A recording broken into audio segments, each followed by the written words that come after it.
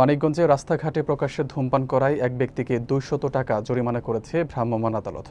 শনিবার ঢাকা আরিচা মহাসড়ক সংলগ্ন বিভিন্ন এলাকায় এই অভিযান পরিচালনা করেন সহকারী কমিশনার ও এক্সিকিউটিভ ম্যাজিস্ট্রেট বাশিরা সুলতানা। বিস্তারিত থাকছে মোহাম্মদ মোবারক হোসেনের তথ্যচিত্রে। ধূমপান ও তামাকজাত দ্রব্য ব্যবহার আইন ২০০৫-এর ৪-২ ধারা অনুযায়ী প্রকাশ্যে ধূমপান করা ব্যক্তিকে ২০০ টাকা অর্থদণ্ড প্রদান করা হয়। অভিযানে দেখা যায় জনসমক্ষে হেঁটে হেঁটে সিগারেট খাচ্ছেন ওই ব্যক্তি, যা জনস্বাস্থ্য ও পরিবেশের জন্য হুমকিস্বরূপ। ম্যাজিস্ট্রেট বাশিরা সুলতানা বলেন, বয়স্ক মানুষ, শিশু ও পথচারীদের সুরক্ষায় রাস্তায় ধূমপান বন্ধ জরুরি।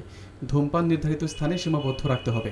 তিনি আরও বলেন, জরিমানা শুধু শাস্তি নয়, বরং এটি একটি সতর্কবার্তা, নিজেকে বদলের সুযোগ। সাধারণ মানুষ এই উদ্যোগকে স্বাগত জানিয়ে বলেন, এই ধরনের অভিযান জনসচেতনতা বৃদ্ধি ও জনস্বাস্থ্য রক্ষায় কার্যকর ভূমিকা রাখবে।